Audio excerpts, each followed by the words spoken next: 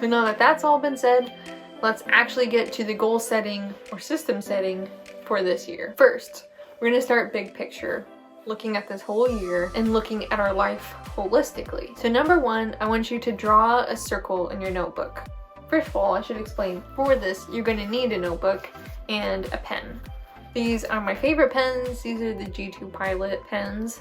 I'll have a link for these down below, but there's, you can use any pen. And then step one, I want you to draw a circle.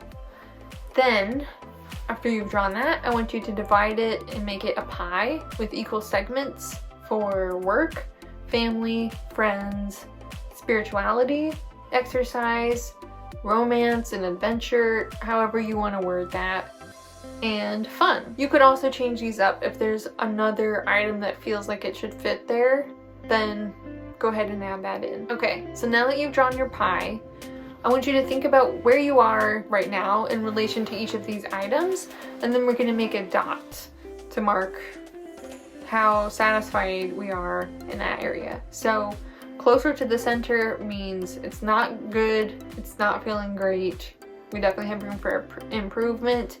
Farther out means it's great, it's healthy, it's thriving, it's feeling great. Create your dots wherever you feel like they should fall, roughly, and then just connect the dots with a line. Probably looks a little wobbly and uneven, crazy right now, which is totally fine and normal. But the really cool benefit to this exercise is that we can do this again in like every 3 months, every quarter, or we could do this again halfway through the year and see how things have shifted in different areas of our life. And this gives us a really great picture for where we need to start to focus. Because if we write out goals in like 10 categories and we have like 3 goals in each category, that's just a lot.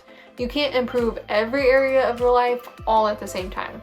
So let's look at what areas we're particularly low in that we can work on and bring this more into balance that way. Next, we need to brainstorm some ideas for some ways that we could improve these areas or create more balance in them, and any specific goals or things we want to do that fall into these categories this year. For example, under work, let's say a goal that I have is I really want to work on my writing this year.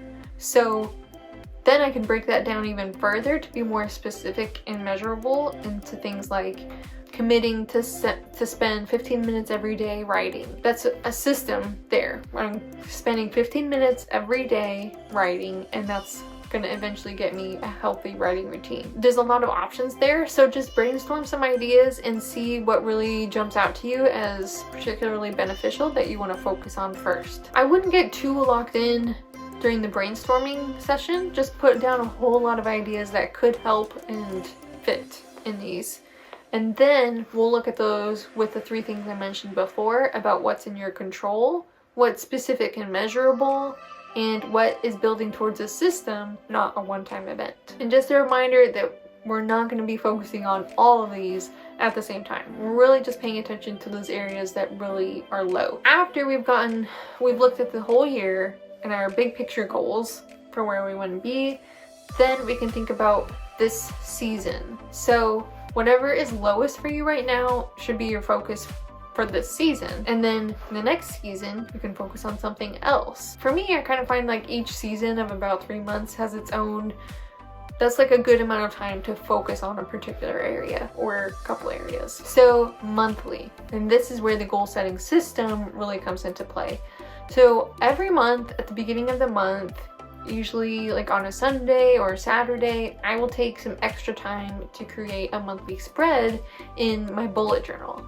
And this is not anything fancy. I don't do pretty fancy bullet journals. I'm just gonna focus on whatever areas I picked out that were particularly low before and pull a few of those specific goal ideas from my brainstorm to focus on this month. Usually my spreads are like 2 pages long. On one I have those categories and the sub goals underneath them, And then on the next page are any things that are things that I specifically want to track. So like I could track how many blog posts I've done, my 15 minutes of writing, exercise, things like that. I can use this page to chart and track those things. And you can leave plenty of room to add goals or take away goals as needed. Next, and this is probably the most important part of this whole system, are the weekly and the daily bullet journal spreads. Each daily or weekly goal that I'm going to list on this sheet is directly tied into those monthly goals and ultimately to that life pie that we drew at the beginning. So I'll look at those weekly goals that I have and break those out and pull what I can do each day from those. And then I'll also write down any appointments or events that I need to do that day too. Then ideally, when I'm setting up my weekly spread, I'll also have a planning meeting with Brian, my husband, to go over it so we can be on the same page as far as what's happening this week, what I'm working on, what he's working on. It's really helpful. Haven't done so great about that lately, and we really do need to get back to it.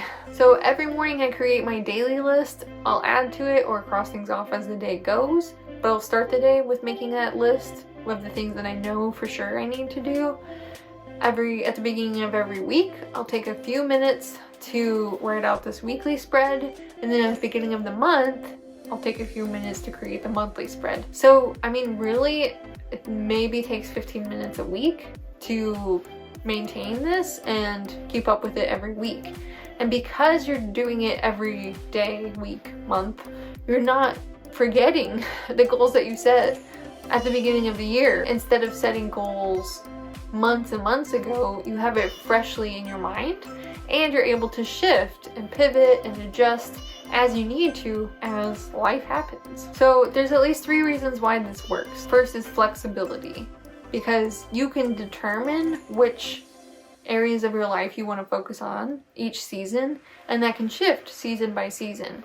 And then each month you can break it down to what tasks or goals you can set that are going to improve those areas that particular month. It's specific because instead of setting the goal of just losing weight, you are improving the health category of your life, and there's so many ways you can do that. Number 3, it's achievable because you're breaking it down into the smallest possible increments of things you can do every day. This is how we can really make big life changes. It's by taking it one day at a time, 1 week at a time, 1 month at a time, making those small 1% improvements that compound on each other and ultimately add up to really changing your life. So if you tried this with your goal setting this year, I would love to see how your life pie looks, or what your maybe 1 or 2 of your goals. If you want to send me a message on Instagram or comment down below, that would be awesome. Or you can share what's your